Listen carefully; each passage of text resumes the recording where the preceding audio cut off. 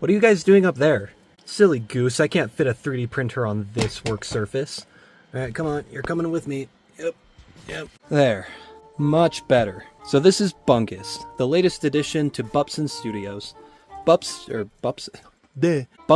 is a Bamboo Lab A1 Mini, and as you can see here, I got the combo with the AMS Lite, and I need to say that Bungus is probably the coolest printer that I've ever owned. Yes, this thing even tops the likes of Plonky, the P1S. Now here's why.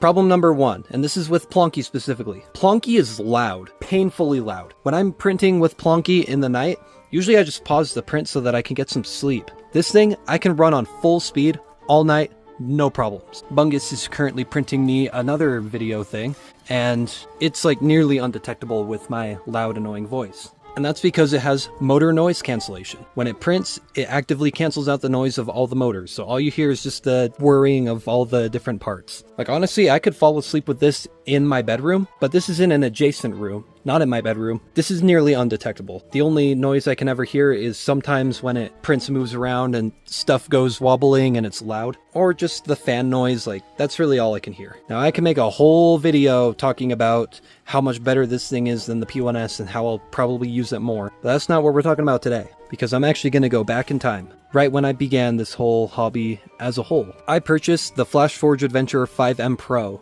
as my very first printer. Much like the P1S, Plonky, it's an enclosed Core XY printer. You can print more advanced filaments. It has all the bells and whistles. It even had auto bed leveling and other things like vibration compensation so that you can print really fast. But you want to know one thing that the FlashForge did not have and never will have? Reliability. Even with Plonky aging and starting to make new weird sounds that it never made before, I know that if I hit print, I'm gonna get what I want, right?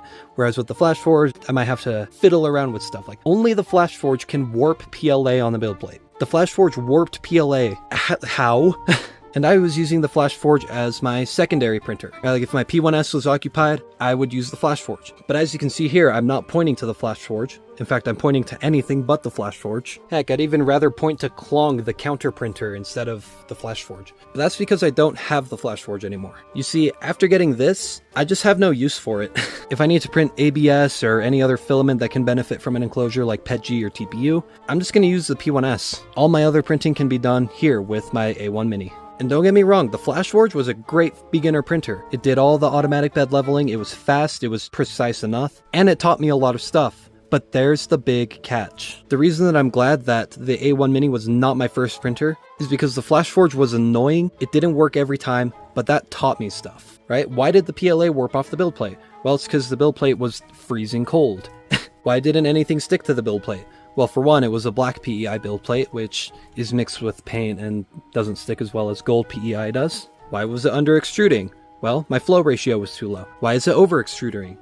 Why is it over extruding? Because my flow ratio was too high. The point is, I feel like the A1 Mini and the P1S, they're just too easy. That's not to say it's a bad thing. It's good that a lot of people are buying these printers and getting into the hobby and really enjoying it, but they are just way, way, way too easy. So if you just want like something to make plastic objects, you're not interested in like how they work or anything like that, then yeah, bamboo printers are fantastic. I would recommend them to pretty much anybody, even in spite of their recent policy changes that are very controversial. To get something like this, or probably a P1S, just to put it in your workshop, always have some like industrial grade filaments loaded, PLA for prototyping, it's fantastic. But if you're even minutely curious on how they work, or if you want to tinker with them a little bit, bamboo is not the way to go. This is because they're kind of moving towards a more closed ecosystem. Whether you want to believe it or not, you have to admit that the signs are there.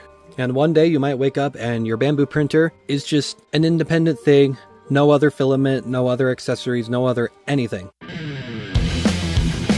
Obviously, enjoy it while it lasts, while you can still use like Panda Touch and other things that are third-party, Orca Slicer especially, because even if Bamboo Lab decides to reverse their whole policy changes and security, I don't even know, man. It doesn't change the fact that they clearly do want to be like the Apple of 3D printing, and that you buy a bamboo printer, everything else you buy is bamboo, or through bamboo. Now, sorry for the dark turn, but if you're a tinkerer, get something like this. Well, maybe not this one, because Anycubic is even worse than Bamboo Lab, but something that you can tinker with, something that isn't perfect all the time, that teaches you stuff. I mean, you could get an older Anycubic Cobra, you could get a Creality Ender, you could get an Elegoo Neptune. You can get so many different machines that aren't like so easy that you can tinker with, that you can modify, that you can upgrade, whatever you want to do. And I get that not everybody wants their 3D printer to become the hobby. They want to use the 3D printer to supplement their hobbies or to, you know, just use as a tool in general. Something that they can just hit print and rely on. That's why I bought my P1S, and that's why I have my A1 Mini, and why I no longer have my FlashForge. In becoming a content creator, I want to make content about 3D printed stuff, or how 3D printing can be used in other hobbies. There's a whole world of opportunities that are unlocked when you buy a 3D printer, and I just don't have the time to tinker with them anymore. And that's pretty much how the story goes. Everybody who had Creality Enders and stuff like that, Bambu Lab comes out,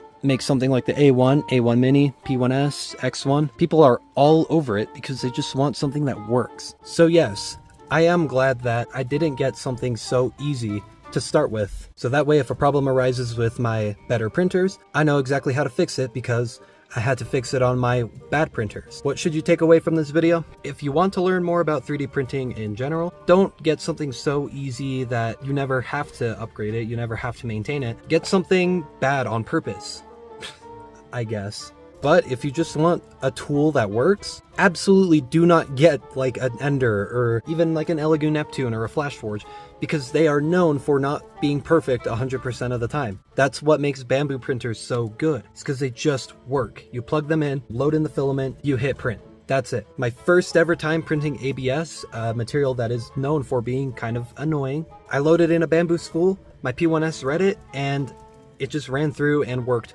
perfectly. It gave me two very cromulent looking boats first try. If I tried that with my FlashForge, chaos, spaghetti, anything but fun.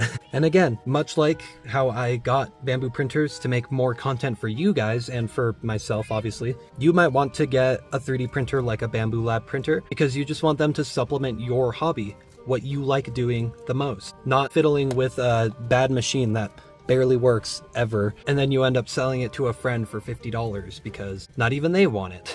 So yeah, this is kind of a selfish video, a lot of me talking about me. Really, I just wanted to share my experience with you to tell you that I am glad that I got a bad printer. Well, not even a bad printer, just a mediocre printer, one that isn't really that great, isn't really that bad, it's just there. I'm glad that I got that to start with because it shows me just how good the good ones really are. And yes, I am uploading this outside of my usual Friday schedule, but I just figured I really kind of wanted to talk about this.